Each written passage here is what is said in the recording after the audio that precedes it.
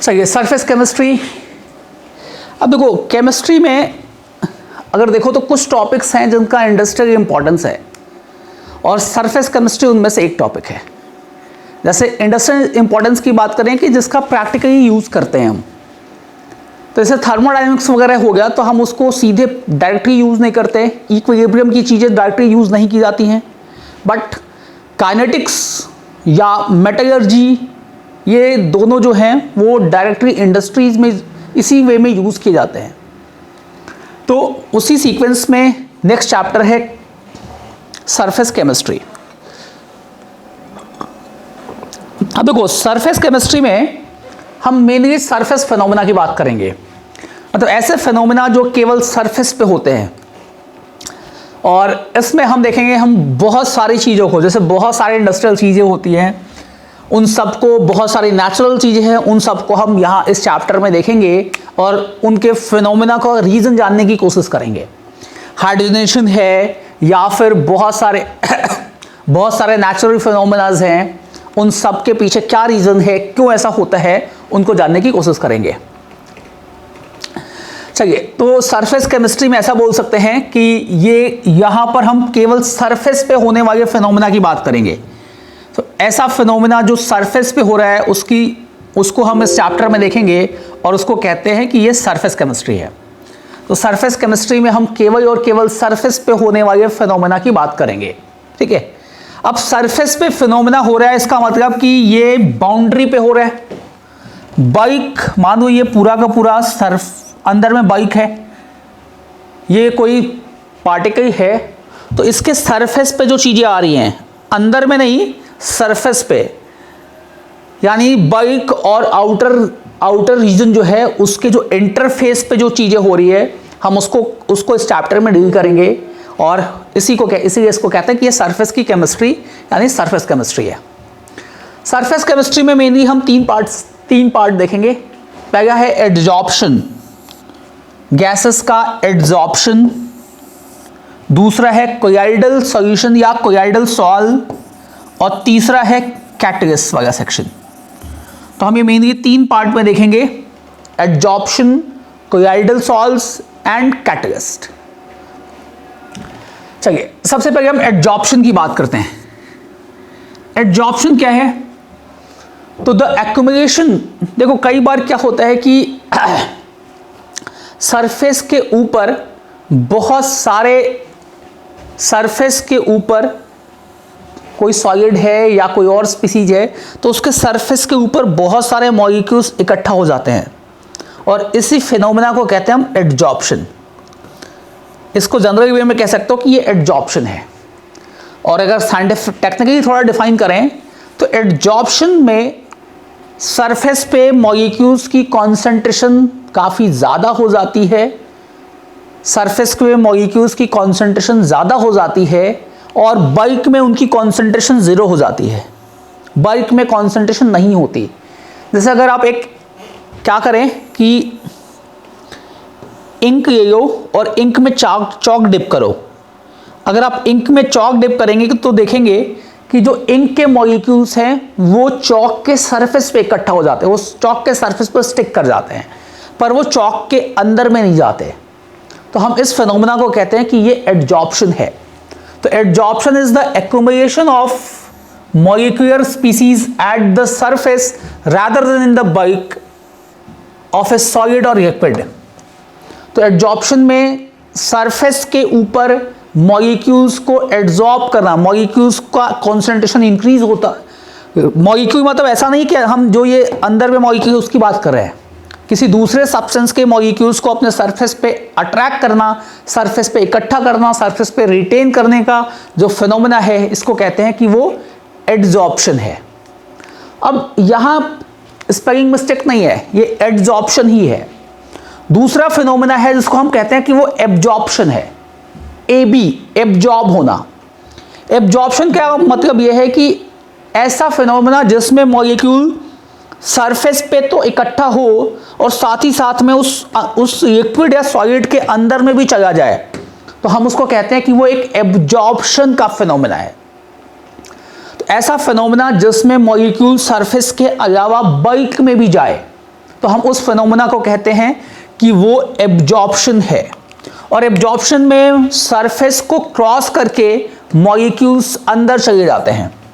जैसे अगर आप एक चॉक की स्टिक को इंक के सॉल्यूशन में इंक में डिप करें तो इंक अगर, और आप इसको देखें तो ऐसा लगेगा चॉक पे कि इंक जो है, इंक केवल सरफेस पे इकट्ठा हुई है, इंक केवल सरफेस पे इकट्ठा हुआ है, केवल सरफेस पर एब्जॉर्ब हुआ है।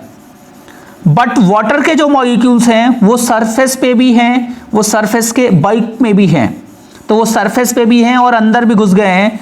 तो देखोगे कि वाटर के जो मॉलिक्यूल है वो सरफेस पे तो है ही, साथ में वो चॉक के अंदर भी पेनेट्रेट कर जाते हैं, और हम इस फिनोमेना को कहेंगे कि ये एब्जॉर्प्शन का फिनोमेना है। तो जब मॉलिक्यूल्स, फॉरेन मॉलिक्यूल्स सरफेस के अलावा बल्क में भी इंटर करते हैं तो हम उसको कहते हैं कि वो एब्जॉर्प्शन है, और जब केवल सरफेस पे रह जाते हैं तो हम उसको कहते हैं कि वो एडजॉर्प्शन है। आई बात समझ में? हेलो। जैसे हमारी स्किन वाटर को क्या करती है, वाटर सरफेस पे रहता है या स्किन के अंदर बाहर होता रहता है? एब्जॉर्ब करता है। पर जो डस्ट पार्टिकल वगैरह होते हैं उनको क्या करती है स्किन? एड्जॉर्ब करती है। तो ऐसे बहुत सारे फिनोमेना हैं जिनमें एड्जॉर्प्शन भी होता है, जिनमें एब्जॉर्प्शन भी होता है। जैसे इस केस में देखोगे, ऐसा जो क्या बोलते हैं इसको, ऐसा जो होता है जिससे हम इंक वगैरह को साफ करते हैं, तो इसमें देखोगे पानी सीधा एब्जॉर्ब हो जाता है, अंदर तक चला जाता है, और अगर आप इसको निचोड़ोगे तो देखोगे कि पानी बाहर निकलता है। तो ऐसे बहुत सारे फिनोमेना है जिनमें एब्जॉर्प्शन होता है, और कुछ फिनोमेना ऐसे हैं जिनमें एड्जॉर्प्शन भी होता है। ठीक है, तो एड्जॉर्प्शन और एब्जॉर्प्शन ये दोनों फिनोमेनास होते रहते हैं। जो केवल सरफेस पे होगा उसको कहते हैं कि वो एड्जॉर्प्शन है, और जो सरफेस के साथ बल्क में भी होता है उसको कहते हैं कि वो एब्जॉर्प्शन है। तो एड्जॉर्प्शन जो है वो मेनली सरफेस पर होता है, या एड्जॉर्प्शन जो है वो केवल और केवल सरफेस पर भी होगा। तो adsorption is the phenomena of higher concentration of gas और liquid on the surface then in the bulk. Surface पे कॉन्सेंट्रेशन ज्यादा हो जाए और बल्क में कॉन्सेंट्रेशन ना हो तो हम उसको कहेंगे कि वो एड्जॉर्प्शन है।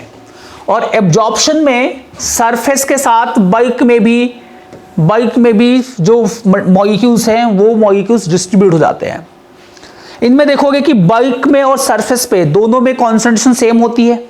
अगर कोई एब्जॉर्ब हो रहा है तो उसमें बल्क में, मतलब अंदर में और सरफेस पे दोनों जगह पे कॉन्सेंट्रेशन सेम होती है। पर एड्जॉर्प्शन में देखेंगे कि केवल सरफेस पे मॉलिक्यूल्स रहते हैं, बल्क में नहीं होते, अंदर में नहीं होते, केवल सरफेस पे जब होते हैं तो उसको कहते हैं कि वो एड्जॉर्प्शन है। एब्जॉर्प्शन देखोगे कि ऑलमोस्ट यूनिफॉर्म रेट से होता है, क्योंकि मॉलिक्यूल सरफेस को क्रॉस करके अंदर चलते जाते हैं, और ये एब्जॉर्प्शन ऑलमोस्ट कांस्टेंट रेट से होता है। पर जो एड्जॉर्प्शन है ये, इसकी रेट थोड़ी कम होती है और रेट टाइम के साथ कम होती जाती है। एड्जॉर्प्शन की रेट टाइम के साथ कम होती जाती है। ऐसा इसलिए क्योंकि जो मॉलिक्यूल रिएक्ट करेंगे वो सरफेस के ही मॉलिक्यूल हैं, और सरफेस पे मॉलिक्यूल्स क्या हुए, तो सरफेस जो है धीरे धीरे अगर इसने मॉलिक्यूल्स को एब्जॉर्ब करना शुरू किया तो सरफेस एरिया धीरे धीरे, जो बचा हुआ सरफेस एरिया वो कम होते जाता है, और इसकी वजह से एड्जॉर्प्शन नॉर्मली एड्जॉर्प्शन की रेट डिक्रीज करती जाती है। अच्छा, हम लोगों ने एनहाइड्रस CaCl2 देखा होगा। एनहाइड्रस CaCl2 एक डिहाइड्रेटिंग एजेंट है, और इसका जो डिहाइड्रेशन एक्शन है तो ये वाटर को एब्जॉर्ब करता है। मतलब अगर आप CaCl2 को एज अ डिहाइड्रेटिंग एजेंट लोगे तो इसमें वाटर अंदर तक जाता है, वाटर पूरा अंदर तक जाता है और ये वाटर को एब्जॉर्ब करता है। जबकि सिलिका जेल जो होती है, ये सिलिका जेल वाटर को एब्जॉर्ब करती है। आप लोगों ने देखा होगा कि अगर नई बॉटल वगैरह खरीदते हैं तो एक पैकेट मिलता है, उस पर लिखा होता है डू नॉट ईट। उस पैकेट में सिलिका जेल होती है, और ये सिलिका जेल वाटर को अपने सरफेस पे वाटर के मॉलिक्यूल्स को एब्जॉर्ब करती है। तो एब्जॉर्ब और एब्जॉर्ब करना मतलब सरफेस के साथ ही बल्क में भी, अंदर में भी पूरे के पूरे सॉलिड में मॉलिक्यूल डिस्ट्रीब्यूट हो जाते हैं, तो उसको कहते हैं कि वो एब्जॉर्ब हुआ है।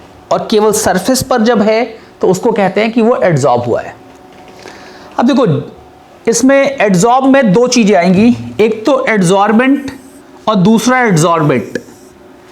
एड्जॉर्बेंट और एड्जॉर्बेंट को आप सॉल्यूट एंड सॉल्वेंट से रिलेट करके याद रख सकते हो। एड्जॉर्बेंट ये सॉल्वेंट जैसा है और एड्जॉर्बेंट जो है वो सॉल्यूट जैसा है। तो देखो जिसके सरफेस पर ये एड्जॉर्प्शन का फिनोमेना हो रहा है, जिसके सरफेस पर ये एड्जॉर्प्शन का फिनोमेना हो रहा है, उसको कहोगे कि वो एक एड्जॉर्बेंट है, वो एक एड्जॉर्बेंट है। और जो सब्सटेंसेस सरफेस पे अट्रैक्ट हो रहे हैं, जो सब्सटेंसेस सरफेस पे अट्रैक्ट हो रहा है या सरफेस पे एड्जॉर्ब हो रहा है, उसको कहोगे कि वो एड्जॉर्बेट है। तो एड्जॉर्बेट सरफेस पे एक्यूमुलेट होते हैं और जिसके सरफेस पे एक्यूमुलेट होते हैं उसको कहते हैं कि वो एड्जॉर्बेंट है। तो adsorption is the phenomena of retaining adsorbate molecule on the surface of adsorbent, on the surface of adsorbent but not in the bulk of adsorbent। तो जब सरफेस पे मॉलिक्यूल्स रिटेन किए जाएंगे तो हम उसको कहेंगे कि वो एड्जॉर्प्शन है, और जिसके सरफेस पे होगा उसको कहोगे कि वो एड्जॉर्बेंट है, और जो एड्जॉर्ब हुआ उसको कहोगे कि वो एड्जॉर्बेट है। अच्छा, नॉर्मली देखोगे कि दोनों प्रोसेसेस एड्जॉर्प्शन और एब्जॉर्प्शन नॉर्मली साथ में होते हैं। एड्जॉर्प्शन भी हो रहा है और एब्जॉर्प्शन भी हो रहा है। हमने इंक में जब चॉक डाला तो इंक के मॉलिक्यूल एड्जॉर्ब हुए और वाटर के मॉलिक्यूल एब्जॉर्ब हुए। इंक में जब चॉक डाला तो इंक के मॉलिक्यूल केवल सरफेस पे इकट्ठा हुए और वाटर के मॉलिक्यूल जो थे वो सरफेस को पेनिट्रेट करके वो अंदर तक चले गए। तो वाटर का एब्जॉर्प्शन हुआ, वाटर का एबी हुआ और इंक का एडी हुआ।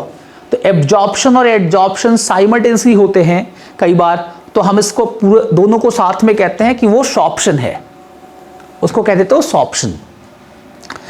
अच्छा, अब देखो सरफेस पे जो चीज एड्जॉर्ब हो चुकी है उसको रिमूव करने का जो प्रोसेस है उसको कहते हैं डीजॉर्प्शन।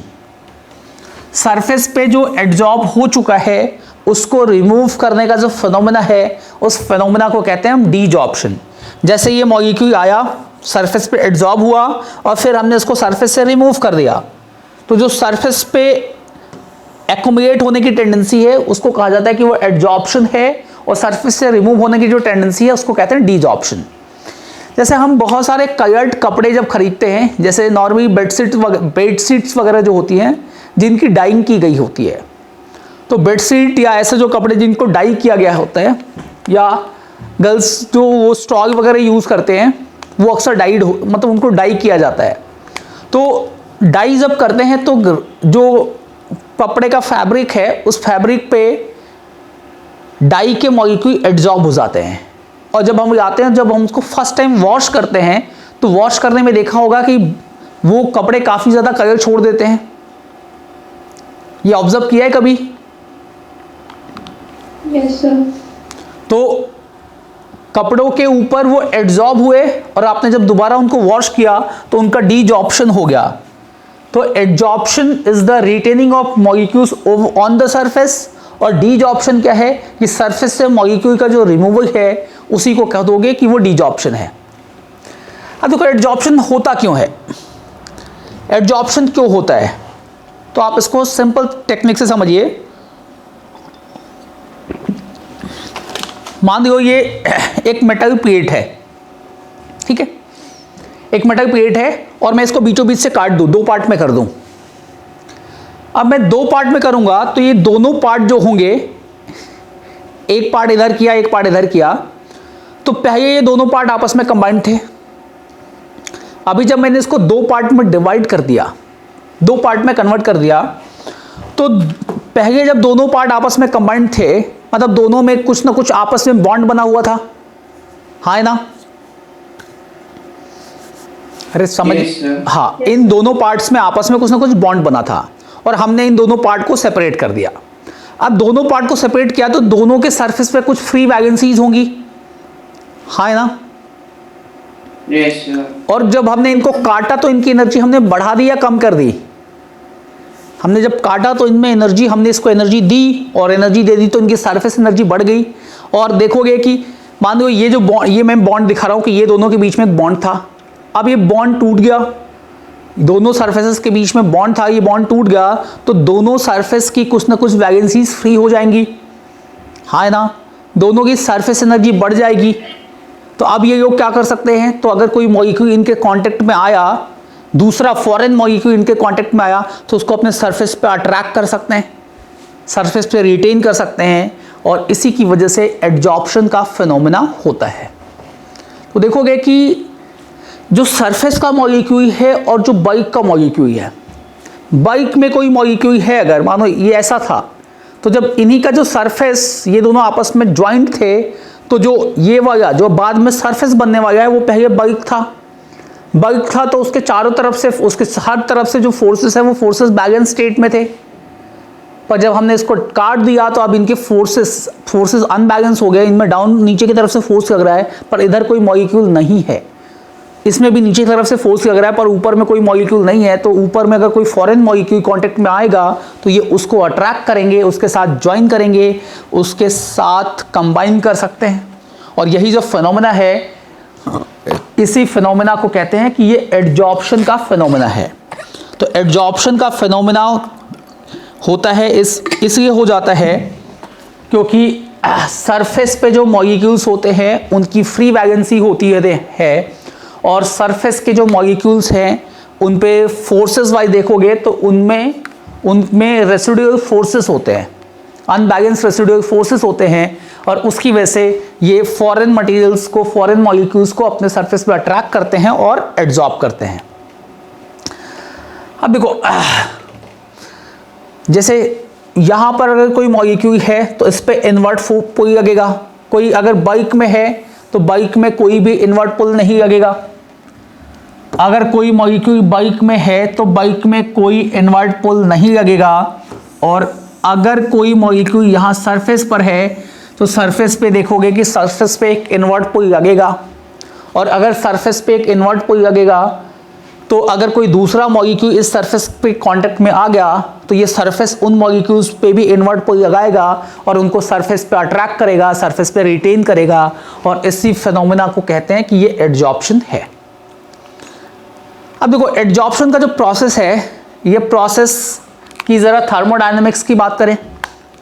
कोई गैस मॉलिक्यूल, कोई भी गैस मॉलिक्यूल है तो ये गैस मॉलिक्यूल मान लो किसी सरफेस पर एड्जॉर्ब हो रही है, तो ये गैसेस स्टेट में है, ये किसी सरफेस पर एड्जॉर्ब हुआ तो ये गैस का मॉलिक्यूल सरफेस पे एड्जॉर्ब हो जा रहा है। मान लो गैस ले लेते हैं हम, ज़ेनॉन गैस।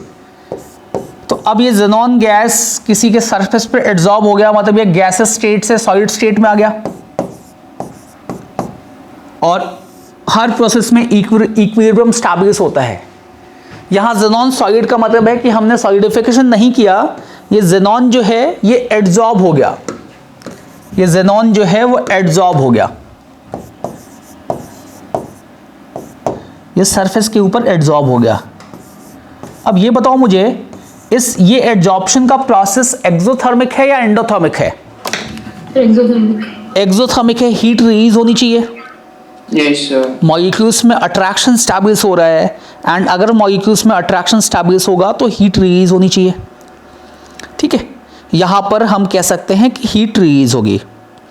अब देखो, अगर यहाँ पर हीट रिलीज होगी तो ज़रा सोचो, अगर यहाँ पर हीट रिलीज होगी तो delta H must be negative, हाँ है ना?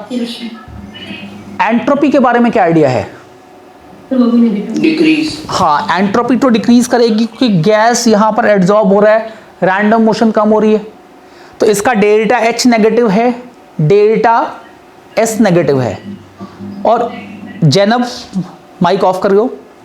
और इसमें ये प्रोसेस, एडजॉर्प्शन का प्रोसेस स्पॉन्टेनियस है, होगा क्योंकि गैस का मॉलिक्यूल कांटेक्ट में आएगा सरफेस पे, तो गैस के मॉलिक्यूल को सरफेस या सॉलिड एडजॉर्ब करेगा।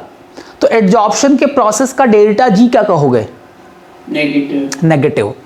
तो तीनों फैक्टर डेल्टा एच भी नेगेटिव है, डेल्टा एस भी नेगेटिव है और डेल्टा जी भी नेगेटिव है। अब देखो delta G is equal to लिखते हैं हम delta H minus T delta S. अब डेल्टा जी किसकी वजह से नेगेटिव हो रहा है? डेल्टा जी की डेल्टा एच की वजह से हो रहा है या डेल्टा एस की वजह से हो रहा है?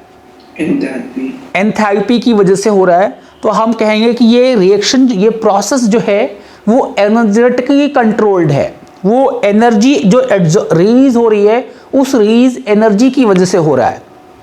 ये प्रोसेस इंट्रोपी की वजह से नहीं हो रहा है, ये प्रोसेस एनर्जी रिलीज होने की वजह से हो रहा है। एनर्जी जो रिलीज होती है उस प्रोसेस की वजह से, उस एनर्जी रिलीज की वजह से यहां पर गैस का एब्जॉर्प्शन हो रहा है। कई सारे प्रोसेस होते हैं जो एंट्रोपी की वजह से हो जाते हैं, जैसे H2O लिक्विड गैस में जाता है। ये प्रोसेस बताओ क्यों हो रहा होगा? तो इसका डेल्टा जी डेल्टा एच कैसा है? Positive. पॉजिटिव है। तो ये अगर प्रोसेस कभी स्पॉन्टेनियस है, 100 डिग्री सेल्सियस के ऊपर ये प्रोसेस स्पॉन्टेनियस है, तो अगर ये प्रोसेस स्पॉन्टेनियस है तो किसकी वजह से स्पॉन्टेनियस हो रहा होगा? High entropy. हाँ, एंट्रोपी इंक्रीज की वजह से ये प्रोसेस स्पॉन्टेनियस है। और हम एड्जॉर्प्शन को कह सकते हैं कि एड्जॉर्प्शन जो स्पॉन्टेनियस हो रही है उसका लॉजिक ये है कि एड्जॉर्प्शन एक एक्सोथर्मिक प्रोसेस है। अब देखो यहां पर क्या होगा कि जैसे जैसे सरफेस पे मॉलिक्यूल्स एड्जॉर्ब होते जाएंगे, सरफेस पे मॉलिक्यूल एड्जॉर्ब होते जाएंगे, मॉलिक्यूल्स का, अब ये मॉलिक्यूल, अब इसके ऊपर मानो एक और मॉलिक्यूल आया, वो भी एड्जॉर्ब हुआ, तो देखेंगे धीरे धीरे डेल्टा एच की वैल्यू कम होती जाएगी और डेल्टा एच की वैल्यू कम होती जाएगी। तो जैसे ही डेल्टा एच और टी डेल्टा एस का मैग्नीट्यूड बराबर होगा, डेल्टा जी जीरो आ जाएगा और वहां पर इक्विलिब्रियम स्टैब्लिश हो जाएगा। तो एड्जॉर्प्शन का डेल्टा एच नेगेटिव है, डेल्टा एस भी नेगेटिव है और डेल्टा जी भी नेगेटिव है। और एड्जॉर्प्शन जैसे प्रोसीड करेगा डेल्टा एच और ज़्यादा कम नेगेटिव होगा और जैसे ही delta H T delta S के बराबर हो जाएगा मैग्नीट्यूड वाइज, डेल्टा जी की वैल्यू जीरो हो जाएगी and equilibrium will be attend. ठीक है, अब देखिए ज़रा, एड्जॉर्प्शन को हम दो क्लासेस में क्लासिफाई करते हैं। वन इज फिजिकल एड्जॉर्प्शन या फिजिजॉर्प्शन and the second one is chemical adsorption या केमिजॉर्प्शन। नाम से ही लग रहा है कि यहाँ फिजिकल कुछ चीज आ रही है और यहाँ केमिकल आ रही है।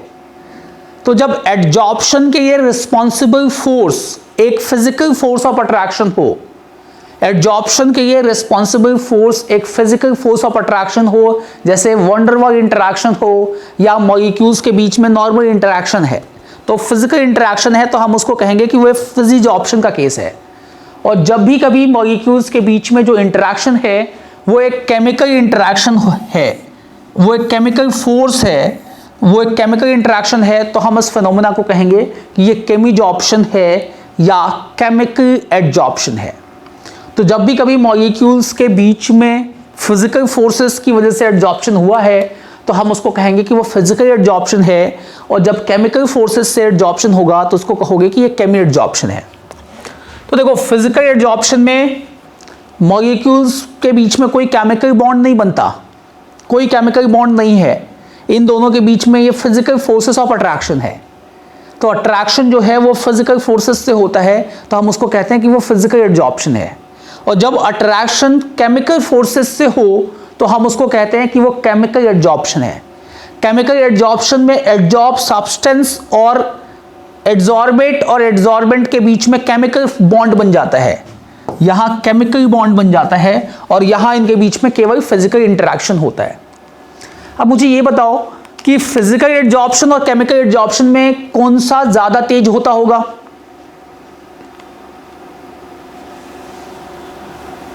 कौन सा ज्यादा? फिजिकल एड्जॉर्प्शन ज्यादा तेज होता है क्योंकि यहाँ केवल फोर्सेस हैं, आपस में कांटेक्ट में आएंगे तो तुरंत अट्रैक्ट होंगे। यहाँ पर क्या है कि इसका बॉन्ड तोड़ना है और फिर इनके बीच में बॉन्ड बनना है। तो केमिकल एड्जॉर्प्शन में आपको क्या लगेगा? केमिकल एड्जॉर्प्शन में क्या कुछ एक्टिवेशन एनर्जी होनी चाहिए? Yes. हाँ, तो केमिकल एड्जॉर्प्शन रिलेटिवली स्लो होता है। अच्छा ये बताओ फिजिकल एड्जॉर्प्शन मोनोलेयर होगा या मल्टीलेयर होगा? Multi. मल्टीलेयर होगा। एक एडजॉर्ब हुआ, उसके बाद अब देखोगे ये वाला दूसरे के साथ अट्रैक्ट होगा, दूसरा तीसरे के साथ अट्रैक्ट होगा, तीसरा चौथे के साथ अट्रैक्ट होगा। तो फिजिकल एडजॉर्प्शन में be a multi layer adsorption, जबकि केमिकल एडजॉर्प्शन क्या मल्टी लेयर होगा? No, sir.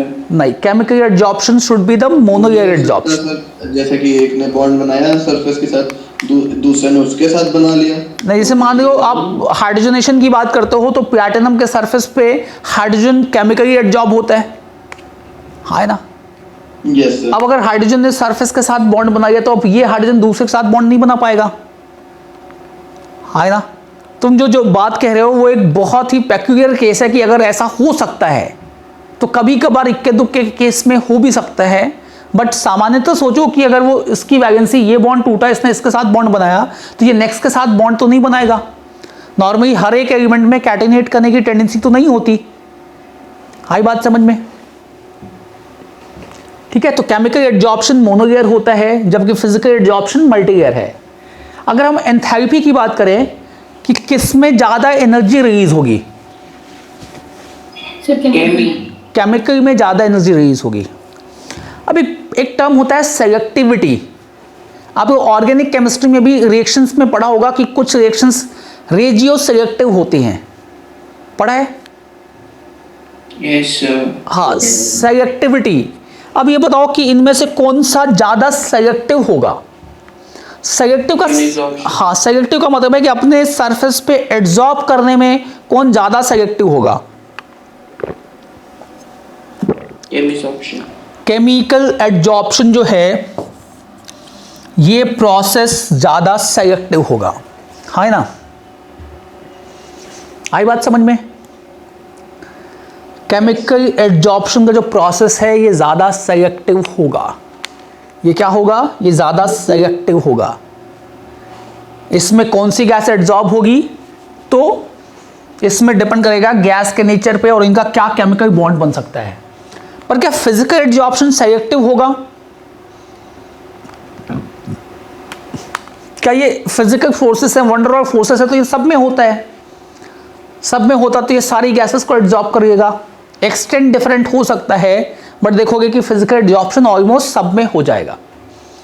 तो फिजिकल एडजॉर्प्शन फिजिकल फोर्सेस या वंडर वॉल फोर्सेस की वजह से होता है, और केमिकल एडजॉर्प्शन जो है वो केमिकल बॉन्ड फॉर्मेशन की वजह से होता है।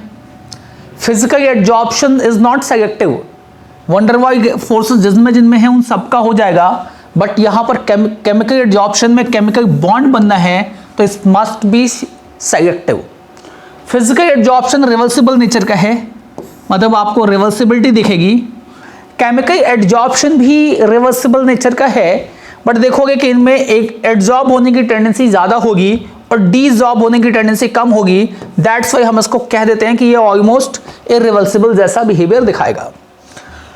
अब देखो ये गैस पर डिपेंड करेगा। जो गैस आसानी से, जो गैस ज़्यादा इंटरैक्ट करेगी वो ज़्यादा एडजॉर्ब होगी। ये भी यहाँ पर गैस पर डिपेंड करेगा, और जो गैस एडजॉर्बेंट से ज़्यादा रिएक्ट कर पाए या जो गैस एडजॉर्बेंट से रिएक्ट करे वो गैस आसानी से केमिकली एडजॉर्ब होगी। एनर्जी की बात करें तो यहाँ पर 20 से 40 किलो जूल पर मोल की एनर्जी रिलीज होती है, और यहाँ केमिकल एडजॉर्प्शन है तो देखोगे कि 80 से 240 किलो जूल पर मोल की एनर्जी रिलीज होती है। तो केमिकल एडजॉर्प्शन ये दोनों एक्सोथर्मिक हैं, यहाँ पर ज़्यादा हीट रिलीज होती है और यहाँ पर कम हीट रिलीज होती है। अगर हम बात करें एक्टिवेशन एनर्जी की तो फिजिकल एडजॉर्प्शन के प्रोसेस में एक्टिवेशन एनर्जी नहीं होती। फिजिकल एडजॉर्प्शन का जो प्रोसेस है इसमें कोई बहुत हाई एक्टिवेशन एनर्जी की ज़रूरत नहीं पड़ती, ये बिना एक्टिवेशन एनर्जी के ही फिजिकल एडजॉर्प्शन हो जाता है। जबकि केमिकल एडजॉर्प्शन की देखोगे कि इनमें एक्टिवेशन एनर्जी ज़्यादा होती है और यहाँ एक्टिवेशन एनर्जी कई बार बहुत भी ज़्यादा हो सकती है, तो यहाँ एक्टिवेशन एनर्जी की ज़रूरत पड़ती है। और सरफेस एरिया पर दोनों डिपेंड करते हैं, और देखोगे कि फिजिकल एडजॉर्प्शन फिजिकल फोर्सेस से है तो इट इज मल्टी मॉलिक्यूलर, और केमिकल एडजॉर्प्शन जो है वो यूनिमॉलिक्यूलर है। ठीक है, और टेम्परेचर अगर हम बढ़ाते हैं तो एक डिफरेंस दिखता है। टेम्परेचर बढ़ाते हैं तो फिजिकल एब्जॉर्प्शन घटते जाता है, या टेम्परेचर इंक्रीज करोगे तो फिजिकल एब्जॉर्प्शन घटता है, टेम्परेचर डिक्रीज करोगे तो फिजिकल एब्जॉर्प्शन बढ़ता है। जबकि केमिकल एब्जॉर्प्शन के लिए देखेंगे कि केमिकल एब्जॉर्प्शन में अगर हम टेम्परेचर बढ़ाए तो अगर हम लो टेम्परेचर से टेम्परेचर बढ़ाना स्टार्ट करेंगे तो केमिकल एब्जॉर्प्शन शुरू में इंक्रीज करता है, बट अगर हम हायर टेम्परेचर पे जाएं तो केमिकल एब्जॉर्प्शन डिक्रीज करना स्टार्ट कर देता है।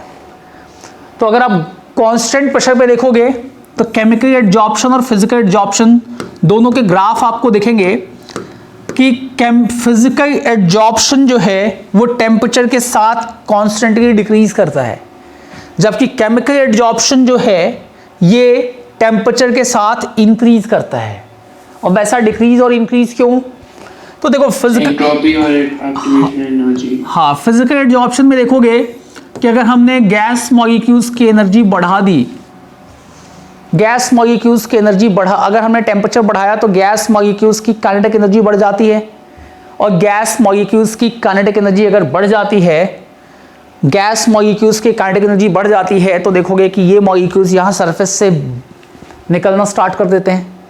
इमेजिन करो कि मानो ये कोई ज़्यादा एनर्जी का मॉलिक्यूल आया गैस फेज से और इनके साथ टकराया, तो उनके साथ टकराएगा तो इन सबके फोर्सेस को तोड़ देगा, और सबके फोर्सेस को तोड़ देगा तो ये सारे डिसॉर्ब हो जाएंगे। तो फिजिकल एब्जॉर्प्शन टेम्परेचर बढ़ाने के साथ घटता है। केमिकल एब्जॉर्प्शन देखेंगे कि केमिकल एब्जॉर्प्शन में एक्टिवेशन एनर्जी की ज़रूरत पड़ती है। तो अगर आप टेम्परेचर बढ़ाएंगे तो और ज़्यादा मॉलिक्यूल्स की एनर्जी इतनी सफिशिएंट होती है कि वो केमिकली एब्जॉर्ब हो सकें। इसीलिए केमिकल एब्जॉर्प्शन टेम्परेचर बढ़ाने के साथ बढ़ता है, बट जब सारे मॉलिक्यूल्स की सफिशिएंट एनर्जी हो जाती है उसके बाद अगर आप टेम्परेचर इंक्रीज करें तो केमिकल एब्जॉर्प्शन घटने लगता है, क्योंकि अब गैस का मॉलिक्यूल जो है उसकी एनर्जी इतनी बढ़ जाती है कि वो अपने बॉन्ड को तोड़ के डिसॉर्ब होना शुरू कर देता है। तो ये डिफरेंस है कि केमिकल एब्जॉर्प्शन शुरू में बढ़ेगा, बाद में घटेगा, और फिजिकल एब्जॉर्प्शन लो टेम्परेचर पे ज़्यादा होगा, हाई टेम्परेचर बढ़ाओगे तो फिजिकल एब्जॉर्प्शन घटता जाएगा। अब देखो एब्जॉर्प्शन आइसोथर्म, हम x/m को कहते हैं एक्सटेंट ऑफ एब्जॉर्प्शन। x/m को कहते हैं हम कि ये एक्सटेंट ऑफ एब्जॉर्प्शन है। यहां पर x equals to mass of gas absorb या मास ऑफ एड्सॉर्बेट। एड्सॉर्बेट के मास को हम लिखते हैं x से, और m जो है ये मास ऑफ एड्सॉर्बेंट है। अब बताओ मुझे x/m की वैल्यू जब ज्यादा होगी, x/m की वैल्यू जब ज्यादा होगी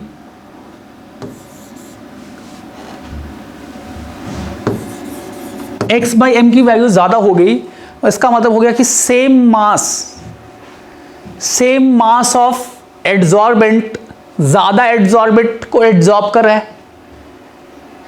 एड्सॉर्बेंट का सेम मास ज्यादा एड्सॉर्बेंट को जब एड्सॉर्ब करे तो हम कहेंगे कि उसमें x/m ज्यादा आएगा, और x/m की वैल्यू जब ज्यादा होगी तो हम कह सकते हैं कि एड्सॉर्प्शन ज्यादा हो रहा है। तो एड्सॉर्प्शन देखोगे कि एड्सॉर्प्शन किसी भी गैस का जो एड्सॉर्प्शन है, अगर हम उसको कांस्टेंट टेम्परेचर पे उसका एक्सटेंट ऑफ एड्सॉर्प्शन को कांस्टेंट टेम्परेचर पे प्रेशर के साथ प्लॉट करें तो उसको कहते हैं कि वो एड्सॉर्प्शन का आइसोथर्म है। तो जब हम x/m का प्लॉट वर्सेस प्रेशर करते हैं तो इसको कहते हैं adsorption isotherm. x/m versus pressure is called as adsorption isotherm. और फ्रेंडविच ने एड्सॉर्प्शन आइसोथर्म का एक एम्पिरिकल रिलेशन दिया कि x/m extent of adsorption, that is x/m is proportional to p की पावर 1/n। तो extent of adsorption at a constant temperature पे देखोगे कि extent of adsorption is proportional to p की पावर 1/n, और जहां पर n एक नंबर है और इसकी वैल्यू 1 से लेके इंफिनिटी तक हो सकती है। तो extent of adsorption over a solid या over a adsorbate is proportional to pressure की पावर 1/n। ग्राफ से देखो लो प्रेशर है तो ये ग्राफ लग रहा है कि ये स्ट्रेट लाइन है, पर हाई प्रेशर पे देखोगे कि ये ग्राफ, हाई प्रेशर पे देखोगे कि ये ग्राफ जो है वो ऑलमोस्ट एक कांस्टेंट वैल्यू को अटेन कर रहा है। तो लो प्रेशर पर एक्सटेंट ऑफ एडजॉर्प्शन प्रेशर के साथ लीनियरली बढ़ते जाता है, और हाई प्रेशर पर, हायर प्रेशर पे जाते जाते ये ग्राफ देखेंगे कि धीरे धीरे कांस्टेंट पे अप्रोच कर रहा है। अब जरा इसको समझिए, अगर हम गैस का प्रेशर इंक्रीज करेंगे, गैस का प्रेशर इंक्रीज करेंगे तो ज़्यादा गैस के मॉलिक्यूल सरफेस पे एब्जॉर्ब होंगे। अगर हम गैस का प्रेशर इंक्रीज करेंगे तो ज़्यादा गैस के मॉलिक्यूल इस सरफेस के साथ कांटेक्ट में आएंगे, सरफेस के साथ कोलाइड करेंगे, और ज़्यादा गैस के मॉलिक्यूल अगर सरफेस के साथ कोलाइड करेंगे तो उनके एब्जॉर्ब होने की टेंडेंसी भी ज़्यादा होगी। अब देखो धीरे धीरे क्या होगा कि सरफेस पे बहुत सारी एक्टिव साइट्स होंगी। अब अगर हम प्रेशर बढ़ाते जाएं एब्जॉर्प्शन होता जाएगा, तो सरफेस क्या होगा कि सरफेस इन गैस मॉलिक्यूल से कवर्ड होता जाएगा, और अगर सरफेस गैस मॉलिक्यूल से कवर्ड होता गया तो जो सरफेस एरिया जो एब्जॉर्प्शन के लिए अवेलेबल है वो एरिया धीरे धीरे कम होता जाएगा। जैसे मान लो हमने एकदम फ्रेश सरफेस लिया तो पूरे सरफेस पे एब्जॉर्प्शन हो सकता है, और मान लो थोड़ी देर बाद ये इतने सरफेस पे एब्जॉर्प्शन हो गया और ये वाला बाकी सरफेस है, फिर इतने सरफेस पे भी हो गया तो अब ये वाला जो सरफेस है ये अभी रिमेनिंग सरफेस है। तो ये जैसे जैसे एब्जॉर्प्शन होता जाएगा ये सरफेस जो है ये occupied surface area, occupied surface मतलब जिस पे एब्जॉर्प्शन हो चुका है वो बढ़ता जाएगा, और जो खाली सरफेस है वो कम होता जाएगा।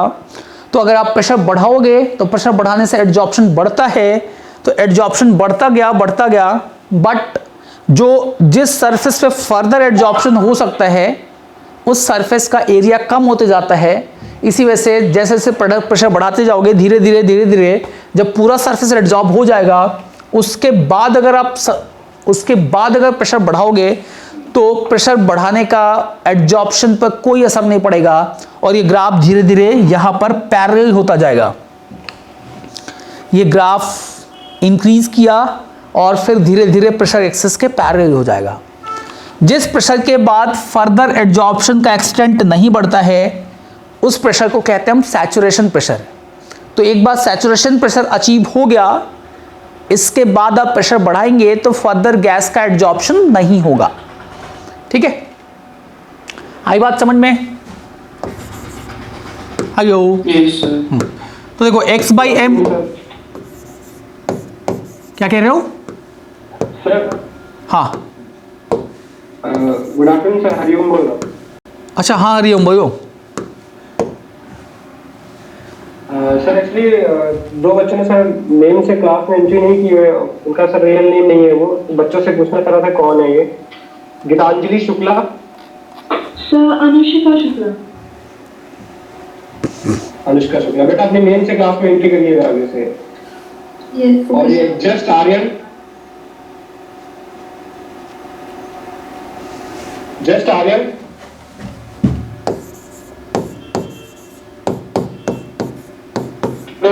टीच,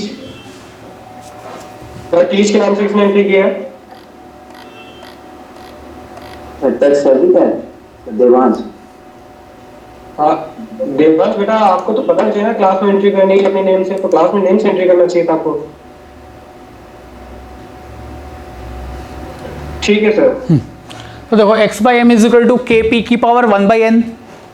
अब अगर हम इसमें लॉग ले लें दोनों साइड तो log x by M is equal to log k, log x by M equals to log k plus log p की पावर 1 बाई एन, और n को अगर हम पावर से हटा के 1 बाई एन log p लिख सकते हैं। तो log x by M is equal to log k plus 1 by N log p। अब देखो x यहाँ पर मास ऑफ एड्जॉर्बेंट है, m is the mass of adsorbent, मतलब m ये है जो एड्जॉर्ब कर रहा है, जो एड्जॉर्ब हो गया उसके मास को हम कह रहे हैं कि वो x है, और x बाई एम को कह रहे हैं कि ये एक्सटेंट ऑफ एड्जॉर्प्शन है। ठीक है, अब देखिए ग्राफ को अगर आप देखोगे तो ये आपको लो प्रेशर पर जो ग्राफ है वो आपको ऑलमोस्ट स्ट्रेट लाइन दिखेगा। x बाई एम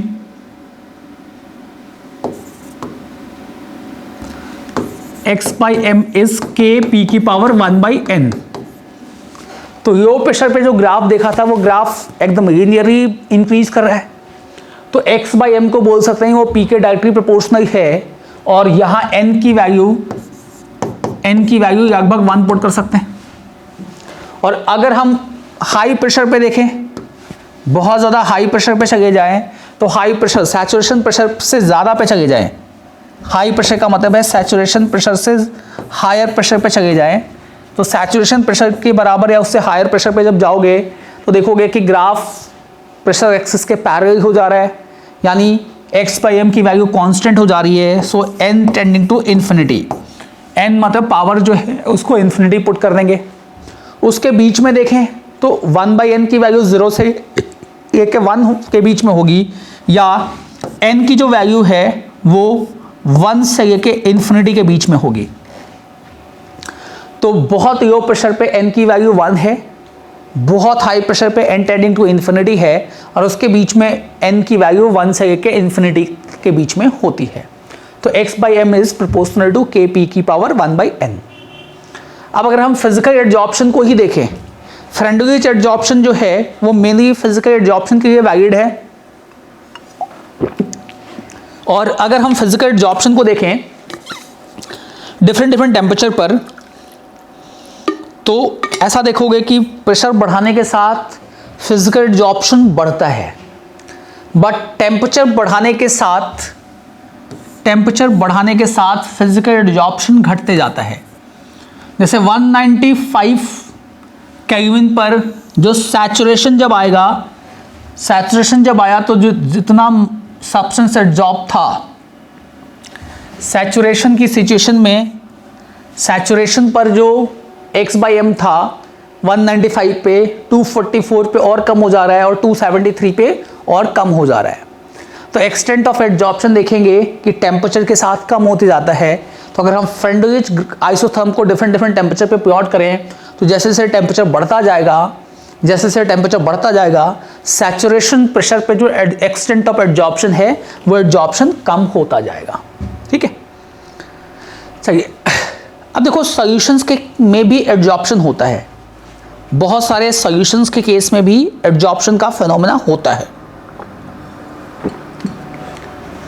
अच्छा, सॉल्यूशंस में जो एडजॉर्प्शन है वो फ्रेंडलिच एडजॉर्प्शन के जैसा ही होता है, या उसका जो बिहेवियर है वो बिहेवियर गैस के एडजॉर्प्शन के जैसा ही होता है।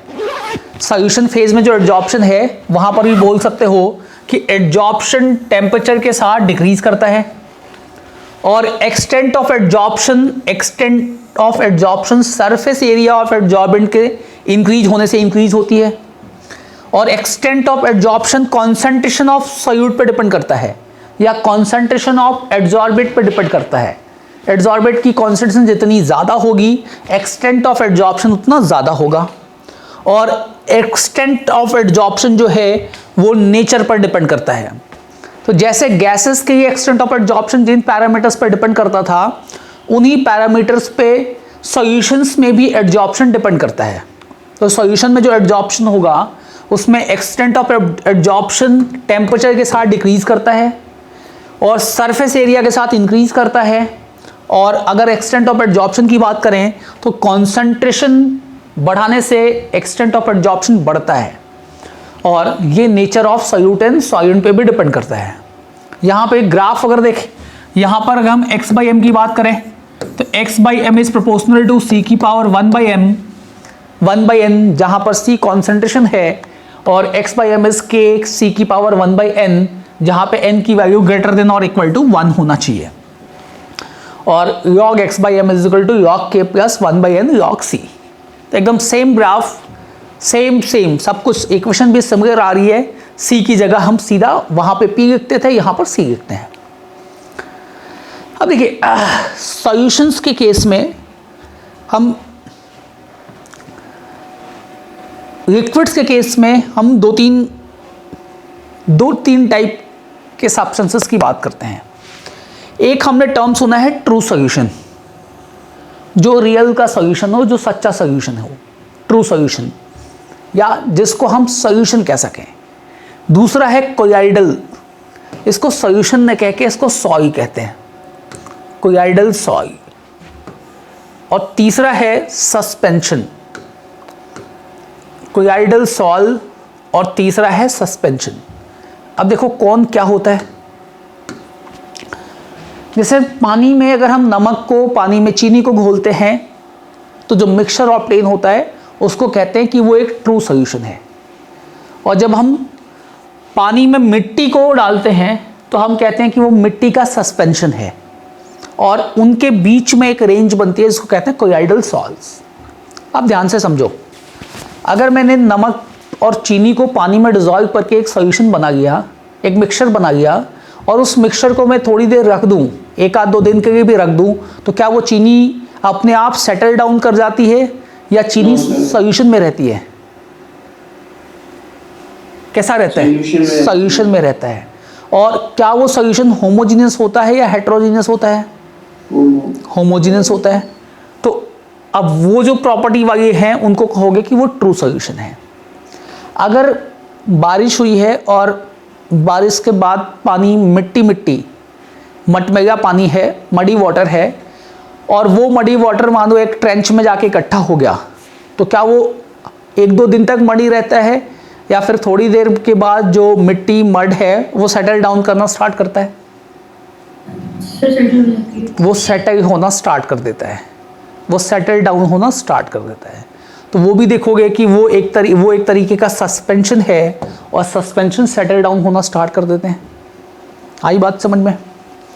इनके बीच में एक रेंज आता है जिसको कहते हैं कोलॉइडल सॉल्ट्स या कोलॉइडल, पुराना टर्म है कोलॉइडल सॉल्यूशन, पर इसको सॉल्यूशन नहीं कहना चाहिए, इसको कोलॉइडल सॉय कहना चाहिए, या इसको कह देना चाहिए कि ये कोलॉइड्स है, कोलॉइड्स या कोलॉइडल सॉल्ट्स। अब देखो, अगर हम एक लिक्विड में हम पार्टिकल्स को मिक्स करें तो जो पार्टिकल फाइनली जो पार्टिकल बनने वाले हैं, उन पार्टिकल की साइज अगर 1 नैनोमीटर से कम होगी, पार्टिकल्स की साइज अगर 1 नैनोमीटर से कम होगी, तो यहां पर हमें ट्रू सॉल्यूशंस मिलता है। पार्टिकल की साइज अगर 1 नैनोमीटर से कम होती है तो हमें ट्रू सॉल्यूशन मिलता है। और अगर पार्टिकल की साइज, सॉल्यूट पार्टिकल्स की साइज 1 नैनोमीटर से ज़्यादा हो पर 1000 नैनोमीटर के से कम हो, या 1 नैनोमीटर से 1000 नैनोमीटर के रेंज में हो, तो इससे बनता है कोलॉइडल सॉल्ट। और अगर पार्टिकल्स की साइज 1000 नैनोमीटर से भी ज़्यादा हो जाती है तो इससे जो मिक्सचर ऑब्टेन होता है इसको कहते हैं कि वो एक सस्पेंशन है। अच्छा, कोलॉइड्स और सस्पेंशन ये दोनों हेट्रोजीनियस होते हैं, ये हेट्रोजीनियस होते हैं, और ये जो ट्रू सॉल्यूशन है ये ट्रू सॉल्यूशन होमोजीनियस होता है। तो इनमें नेचर में भी फ़र्क है कि एक हेट्रोजीनियस है और एक होमोजीनियस है, और ये फ़र्क साइज ऑफ पार्टिकल्स की वजह से है। पार्टिकल्स की साइज अगर 1 नैनोमीटर से कम होगी तो ट्रू सॉल्यूशन बनेगा। यानी ग्लूकोज का जो वाटर में सॉल्यूशन है वो एक ट्रू सॉल्यूशन है, यानी वहाँ पर पार्टिकल, ग्लूकोज पार्टिकल की साइज जो होगी वो 1 नैनोमीटर से कम होनी चाहिए, हाँ है ना? Yes sir.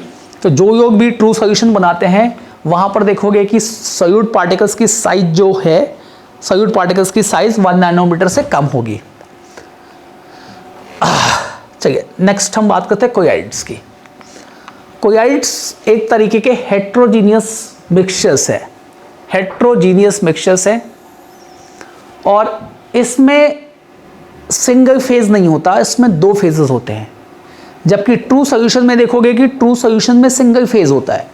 हम पूरा का पूरा मिक्सचर को कहते हैं कि ये होमोजीनियस है, एक ही फेज में है। जबकि कोलॉइडल सॉल्ट जो होते हैं ये एक हेट्रोजीनियस सिस्टम है, हेट्रोजीनियस मिक्सचर है, और इसमें 2 फेजेस होते हैं। एक फेज को कहते हैं कि वो डिस्पर्स्ड फेज है, और दूसरे को कहते हैं कि वो डिस्पर्सन मीडियम है। अब समझो फेज, डिस्पर्स फेज क्या है, डिस्पर्सन मीडियम क्या है। तो मान लो हमने पानी लिया और पानी में हमने 1 नैनोमीटर से लेके 1000 नैनोमीटर की रेंज के सॉल्यूट पार्टिकल्स ऐड कर दिए, पानी में हमने 1 नैनोमीटर से लेके 1000 नैनोमीटर की रेंज के पार्टिकल ऐड किए, तो पानी को कहोगे कि वो डिस्पर्सन मीडियम है। उस मीडियम में हमने पार्टिकल को ऐड किया है और कोलॉइडल सॉइल बनाया हुआ है। तो जिसमें ऐड करोगे जो ज़्यादा अमाउंट में है उसको कहोगे कि वो डिस्पर्सन मीडियम है, और जिसको उस मीडियम में ऐड किया है उसको कहोगे कि वो डिस्पर्स फेज है। तो दो टाइप के योग आएंगे, एक तो डिस्पर्स फेज और दूसरा आएगा डिस्पर्सन मीडियम। और कोलॉइडल सॉल्ट्स जो होते हैं ये डिस्पर्स फेज और डिस्पर्सन मीडियम के कॉम्बिनेशन से बनते हैं। अब देखो ये दोनों सेम फेज नहीं है, ये दोनों डिफरेंट फेज हैं। जहाँ कोलॉइडल पार्टिकल है वहाँ केवल कोलॉइडल पार्टिकल है, इनका डिस्ट्रीब्यूशन जो है वो होमोजीनियस ना होके हेट्रोजीनियस है। जैसे ये मान लो एक सॉइल या एक कोलॉइडल सॉइल, या इस कोलॉइडल सॉइल में ये जो आपको पार्टिकल्स दिख रहे हैं इनको कहोगे कि डिस्पर्स फेज है, और जिसमें ये पार्टिकल्स बने हुए हैं उनको कहोगे, जिसमें ये पार्टिकल्स प्रेजेंट हुए हैं उसको कहोगे कि वो डिस्पर्सन मीडियम है। तो फेज, डिस्पर्स फेज मतलब जो फेज यहाँ पे डिस्पर्स किया गया है और जिसमें डिस्पर्स किया गया है उसको कहते हैं डिस्पर्सन मीडियम। अभी देखो ये क्या होता है कि कोलॉइडल सॉल्ट्स को हम दो कहते हैं, एक तो स्टेबल वाले मतलब जिनको बना के छोड़ दिया तो एज इट इज रहते हैं, और एक होते हैं जो एग्रीगेट बना के कोगुलेट होना स्टार्ट करते हैं, प्रेसिपिटेट होना स्टार्ट करते हैं। तो जो प्रेसिपिटेट करना शुरू कर जाए उसको कहोगे कि वो अनस्टेबल कोलॉइड है, और जो प्रेसिपिटेट ना करे उसको कहोगे कि वो एक स्टेबल कोलॉइड है। अब देखो कोलॉइड्स में मेनली हम 3 चीज़ों की स्टडी करते हैं, एक तो उनका क्लासिफिकेशन, दूसरा उनका प्रिपरेशन, और तीसरा इनकी प्रॉपर्टीज। तो कोलॉइड्स का क्लासिफिकेशन, प्रॉपर्टीज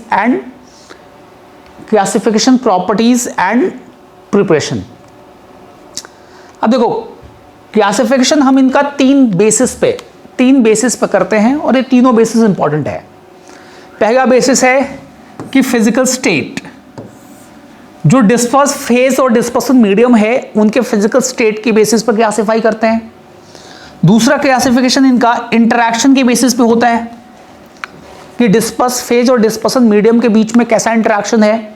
और तीसरा जो होता है वो type of particles of disperse phase, मतलब जो डिस्पर्स फेज के पार्टिकल्स हैं वो कैसे ऑब्टेन हुए हैं, उसमें एक ही पार्टिकल की साइज या एक ही मॉलिक्यूल की साइज कोलॉइडल रेंज में है, या बहुत सारे मॉलिक्यूल्स आपस में कंबाइन होकर कोलॉइडल रेंज के पार्टिकल्स बना रहे हैं। तो ये 3 बेसिस पे हम क्लासिफाई करते हैं। सबसे पहला है physical state of disperse phase and dispersion medium. ये पूरा सेक्शन हमें याद रखना है। डिस्पर्स फेज और डिस्पर्सन मीडियम के बेसिस पे देखोगे कि अगर मीडियम भी सॉलिड हो और फेज भी सॉलिड हो तो इसको कहते हैं कि ये एक सॉलिड सॉइल है। और जो कलर्ड ग्लासेस आती हैं, जेमस्टोन्स आते हैं, रूबी वगैरह जो जैसे जेमस्टोन्स हैं, उनमें क्या होता है कि सॉलिड के अंदर सॉलिड डिस्पर्स होता है, तो इसको कहते हैं कि वो सॉलिड सॉइल है। लिक्विड मीडियम है, लिक्विड में सॉलिड डिस्पर्स्ड होता है, तो इसको कहते हैं कि ये केवल सॉइल है। और पेंट देखोगे कि पेंट में लिक्विड के अंदर में सॉलिड डिस्पर्स किया गया है, तो उसको कहोगे कि ये एक सॉइल है। जब गैस में सॉलिड डिस्ट्रीब्यूट रहे, गैस में सॉलिड डिस्पर्स्ड हो, तो इसको कहेंगे कि ये एरोसॉइल है। तो स्मोक और डस्ट जो है एयर में डिस्पर्स्ड होते हैं, और इनको कहोगे कि ये एक तरीके के कोलॉइडल सॉइल है, और इसको कहते हैं कि वो एरोसॉइल है। सॉलिड में थोड़ा बहुत, सॉलिड में लिक्विड को डिस्पर्स किया तो उसको कहोगे कि वो जेल है। तो चीज़ बटर वगैरह जो है, चीज़ बटर और जेलीज जो हैं, ये एक तरीके के जेल का एग्जाम्पल है जिसमें डिस्पर्सन मीडियम सॉलिड है और लिक्विड उसमें डिस्पर्स्ड होता है। चीज़ के अंदर में सॉलिड मीडियम में थोड़ा बहुत लिक्विड डिस्पर्स होता है। लिक्विड अगर लिक्विड में डिस्पर्स किया जाए तो इसको कहते हैं, इसको नाम देते हैं इमल्सन। मिल्क, हेयर क्रीम वगैरह जो आती हैं, ये सब एक तरीके का इमल्सन है। गैस फेज में जब लिक्विड डिस्पर्स होता है तो उसको अगेन एरोसॉइल कहते हैं। फॉग, मिस्ट, क्लाउड, ये सब एरोसॉइल के एग्जाम्पल है। सॉलिड को अगर गैस को सॉलिड में डिस्पर्स करो तो उसको सॉलिड सॉइल कहते हैं। और लिक्विड में गैस को डिस्पर्स करो तो उसको कहते हैं कि वो एक टाइप का फोम है। तो froth, whipped cream, soap, leather, ये सब फोम का एग्जांपल है। अच्छा, गैस को गैस में डिस्पर्स करें तो क्या वो कोलाइडल सॉल्व? Homogeneous mixture. हाँ, तो वो एक कोलाइडल सॉल्व नहीं बना सकता, वो एक होमोजेनियस मिक्सचर बनाता है। तो देखो इसमें एग्जांपल्स आपको याद रखना है। ये मिल्क एक इमल्सन है, पेंट, स्मोक, डस्ट, फॉग, इनको ध्यान रखना है। ये कुछ एग्जांपल्स आपको ध्यान रखना है कि ये कौन सी कैटेगरी को बिलोंग करते हैं। ठीक है, अब देखो डिस्पर्स फेज और डिस्पर्सन मीडियम के बीच में जो इंटरैक्शन है, इस इंटरैक्शन के बेसिस पे हम सॉल्व्स को दो क्लासेस में क्लासिफाई करते हैं। एक लायोफिलिक सॉल्व और दूसरे होते हैं लायोफोबिक सॉल्व।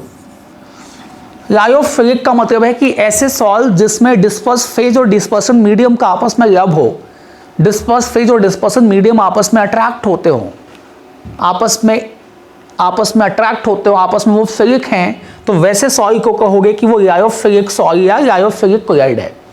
तो यहाँ पर डिस्पर्स फेज और डिस्पर्सन मीडियम आपस में इंटरैक्ट करते हैं, आपस में अट्रैक्ट होते हैं। और अगर इनमें कोई इंटरैक्शन ना हो तो हम उसको कहेंगे कि वो लायोफोबिक सॉइल है। फिलिक सॉइल में फेज और मीडियम के बीच में अट्रैक्शन है और फोबिक सॉइल में फेज और मीडियम के बीच में कोई अट्रैक्शन नहीं है, या फेज और मीडियम जो है वो आपस में एक दूसरे से दूर जाना चाहते हो, तो हम उसको कहेंगे कि वो लायोफोबिक कोलाइड है।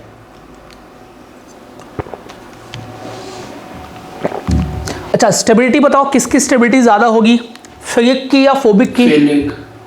फिलिक की। किसको बनाना आसान होगा? फिलिक को बनाना आसान होगा। तो जैसे स्टार्च है, स्टार्च का वाटर के साथ जो सॉइल बनता है, वो देखोगे कि वो जो सॉइल है वो लायोफिलिक सॉइल है।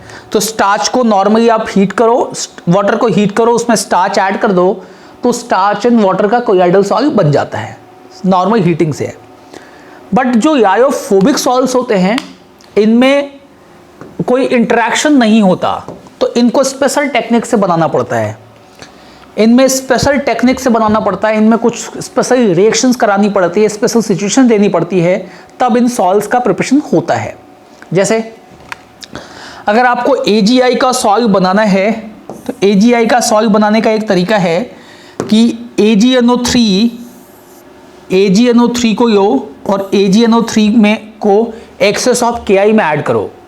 एक्सेस ऑफ Ki में जब ऐड करेंगे तो ये AgI का PPT बनेगा और AgI अपने सरफेस पे I- को एड्जॉर्ब करता है और I- को एड्जॉर्ब करके फिर जाके ये सॉल्व बनाता है। तो ऐसे सॉल्व्स को कहते हैं कि लायोफोबिक कोलाइड हैं या लायोफोबिक सॉल्व्स हैं। लायोफोबिक सॉल्व्स को प्रिपेयर करने में, लायोफोबिक सॉल्व्स को जब बनाएंगे तो हमें स्पेशल टेक्निक का यूज़ करना पड़ेगा। उनको आप नॉर्मली मिक्स करके सामान्य तरीके से नहीं बना सकते। लायोफिलिक सॉल्व्स रिवर्सिबल नेचर की होती हैं, मतलब एक बार अगर बनी और हमने इसको कोगुलेट करा दिया, मतलब प्रेसिपिटेट करा दिया, तो फिर से दोबारा मिक्स करके आप मिक्स बस कर दो तो ये बन जाएंगी।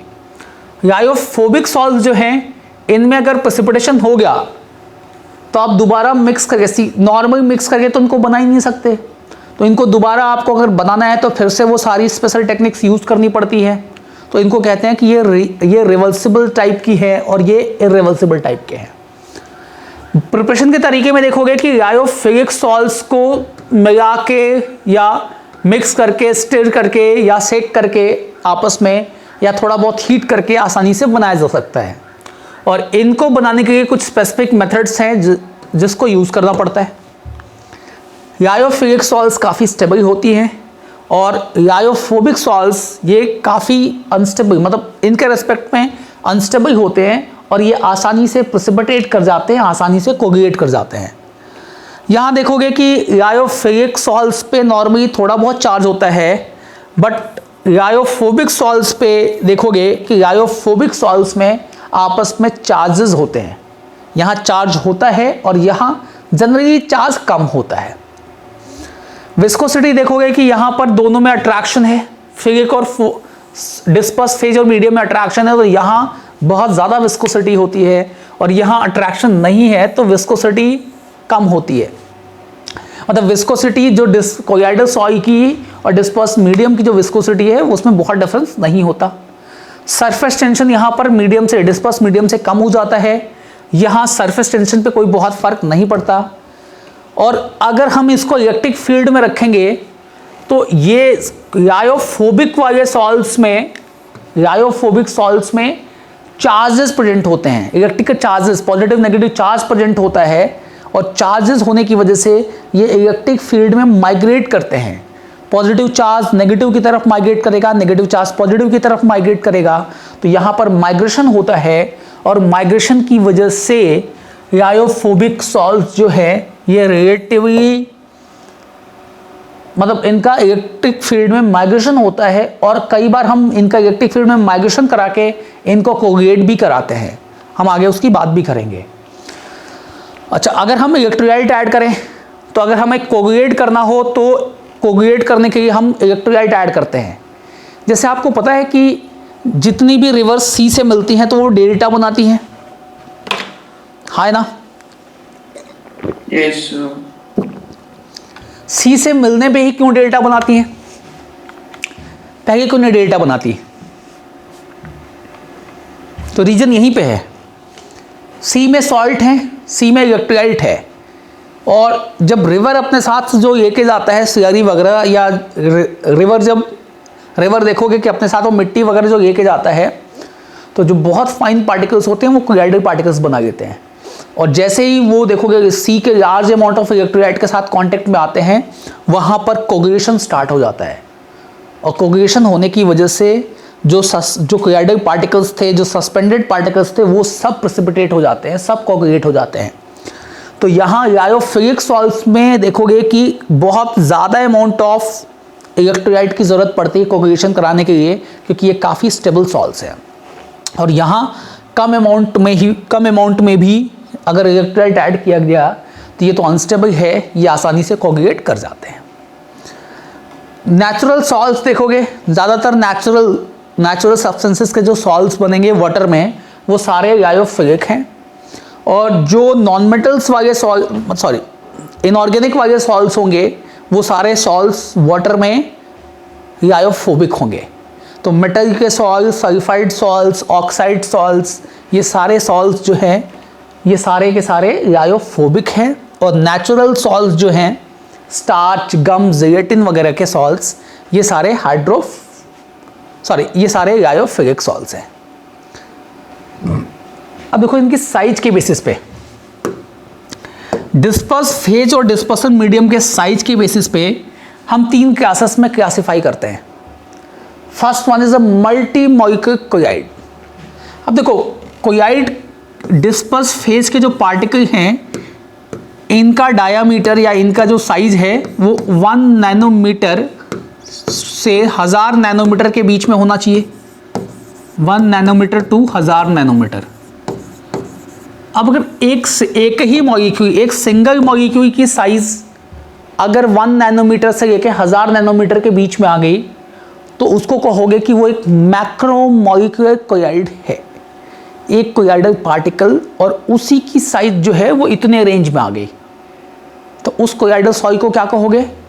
किस टाइप का सॉइल है वो? हेलो, एक अकेले मॉलिक्यूल, एक बड़ा मॉलिक्यूल था और इतना बड़ा था कि अकेले उसकी साइज कोलाइडल रेंज में चली जाए तो उसको कहोगे कि वो मैक्रोमॉलिक्यूलर कोलाइड है। मैक्रोमॉलिक्यूलर कोलाइड्स किन के बनेंगे? जिनका मॉलिक्यूलर मास कम है या जिनका मॉलिक्यूलर मास ज़्यादा है?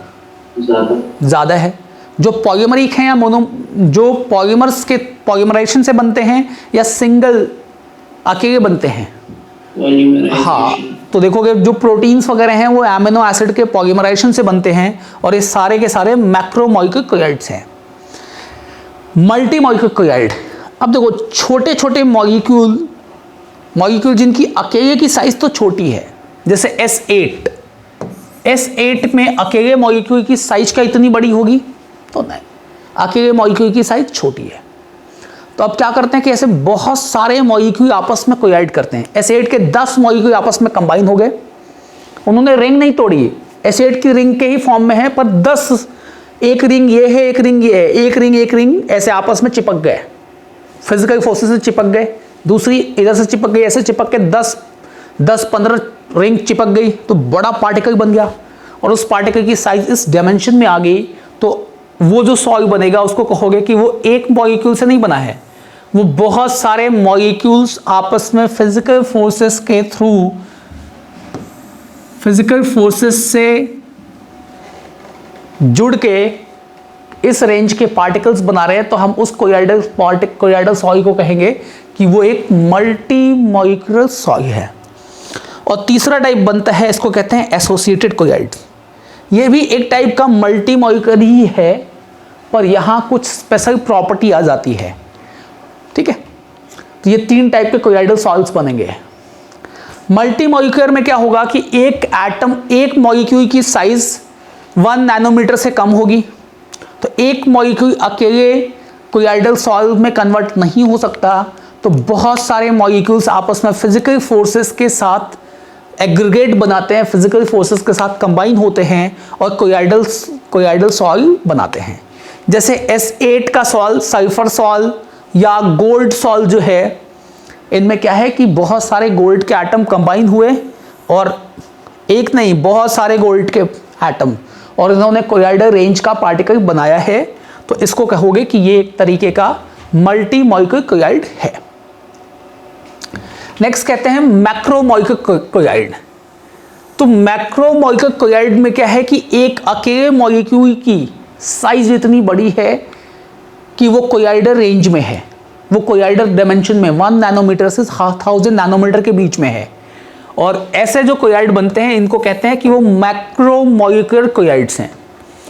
जितने नेचुरल लायोफिलिक कोलॉइड्स होंगे, नेचुरल है और लायोफिलिक भी है, तो देखोगे कि वो सारे के सारे या वो ज़्यादातर मैक्रो मॉलिक्यूलर कोलॉइड्स हैं। प्रोटीन, सेल्यूलोज, जिलेटिन वगैरह, इन सब के स्टार्च के जो कोलॉइड्स हैं, ये सारे कोलॉइड जो हैं वो मैक्रो मॉलिक्यूलर कोलॉइड हैं।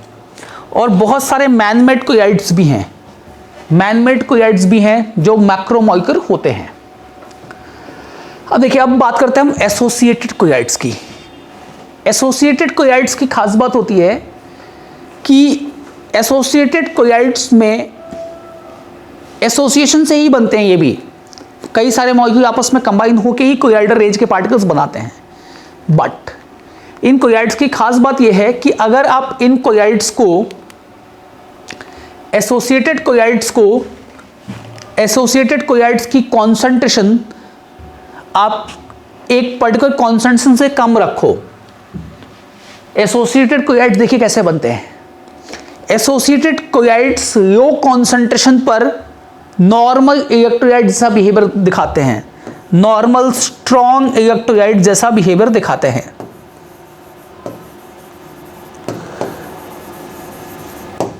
एसोसिएटेड कोलॉइड्स एक पर्टिकुलर कॉन्सेंट्रेशन से कम कॉन्सेंट्रेशन पर स्ट्रॉन्ग इलेक्ट्रोलाइट के जैसा बिहेवियर दिखाते हैं, पर इनकी कॉन्सेंट्रेशन अगर बढ़ाई जाए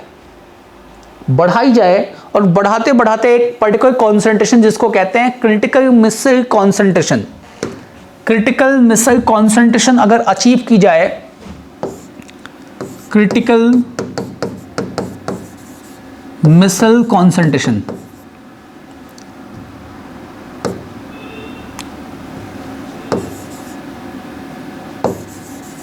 क्रिटिकल मिसल कॉन्सेंट्रेशन अगर अचीव की जाए, तो क्रिटिकल मिसल कॉन्सेंट्रेशन पे ये जो क्रिटिकल मिसल कॉन्सेंट्रेशन से पहले जो स्ट्रॉन्ग इलेक्ट्रोलाइट का बिहेवियर दिखा रहे थे मॉलिक्यूल्स, ये मॉलिक्यूल आपस में कंबाइन होना शुरू कर देते हैं और आपस में कंबाइन होके ये पर्टिकुलर स्पीसीज बनाते हैं।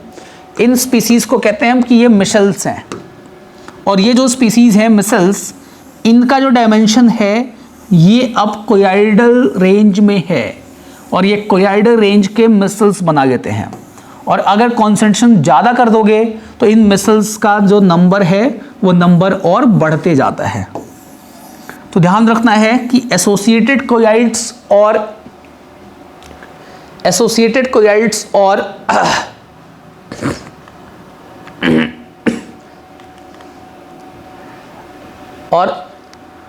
मल्टी मॉलिक्यूलर कोयाइड जो हैं इनमें तरीका तो सेम ही है, पर एसोसिएटेड कोयाइड्स क्या हैं?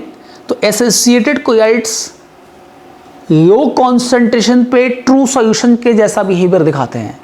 एसोसिएटेड कोयाइड्स में लो कॉन्सेंट्रेशन अगर रखी है तो वो ट्रू सॉल्यूशन जैसा बिहेवियर दिखाते हैं, और उनमें कोयाइडल बिहेवियर एकदम होता ही नहीं है। पर अगर हम concentration of solute particle increase करते जाए तो एक पर्टिकुलर कॉन्सेंट्रेशन आती है जिसको कहते हैं क्रिटिकल मिसल कॉन्सेंट्रेशन या CMC।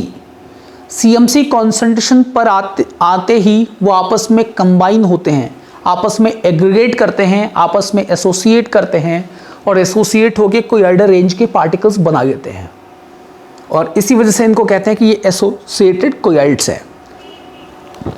एसोसिएटेड कोयाइड्स में एक टेम्परेचर से एक कॉन्सेंट्रेशन से कम कॉन्सेंट्रेशन, यानी CMC से अगर कम कॉन्सेंट्रेशन है तो वो ट्रू सॉल्यूशन है। CMC से के बराबर या उससे जब ज़्यादा कॉन्सेंट्रेशन होगी तभी जाके वो एसोसिएट होंगे, और तभी जाके वो एसोसिएटेड कोयाइड्स बनाएंगे। देखोगे जितने भी सरफेस एक्टिव एजेंट्स हैं, लाइक सोप, डिटर्जेंट, ये सारे के सारे इसी टाइप के कोयाइड्स का फॉर्मेशन करते हैं। तो सोप्स एंड डिटर्जेंट्स आपस में कंबाइन करके कोयाइडल रेंज के पार्टिकल्स बनाते हैं, और इनको कहते हैं कि ये एसोसिएटेड कोयाइड्स है। चलिए बताइए, गोल्ड का सॉल्ट कैसा कोयाइड होगा? गोल्ड का सॉल्ट एसोसिएटेड या मल्टी मॉलिक्यूलर? हाँ, गोल्ड का सॉल्ट एक मल्टी मॉलिक्यूलर कोयाइड है।